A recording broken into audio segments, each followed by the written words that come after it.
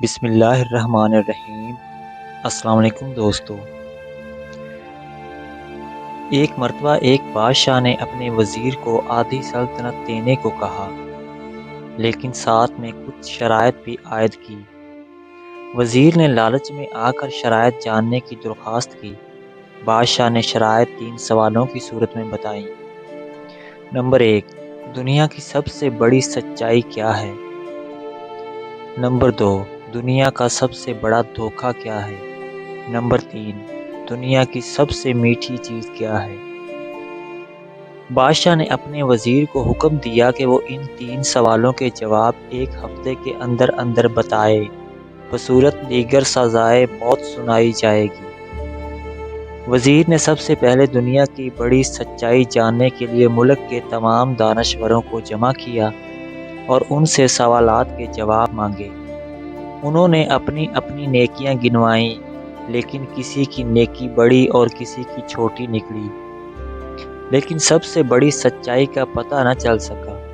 اس کے بعد وزیر نے دنیا کا سب سے بڑا دھوکہ جاننے کے لیے کہا، تو تمام دانشوروں نے اپنے دیے ہوئے فریب کا تذکرہ کرتے ہوئے سوچنے لگے کہ کس نے کس کو سب سے بڑا دھوکہ دیا۔ لیکن وزیر اس سے بھی مطمئن نہیں ہوا اور سزائے موت کے خوف سے بھیس بدل کر وہاں سے فرار ہو گیا۔ چلتے چلتے رات ہو گئی۔ اسی دوران اس کو ایک کسان نظر آیا جو کھرپی سے زمین کو کھود رہا تھا۔ کسان نے وزیر کو پہچان لیا۔ وزیر نے اس کو اپنی مشکل بتائی، جسے سن کر کسان نے اس کے سوالوں کے جواب کچھ یوں دیے۔ دنیا کی سب سے بڑی سچائی موت ہے۔ دنیا کا سب سے بڑا دھوکہ زندگی ہے۔ تیسرے سوال کا جواب بتانے سے پہلے کسان نے کہا کہ میں اگر تمہارے سارے سوالوں کے جواب بتا دوں تو مجھے کیا ملے گا؟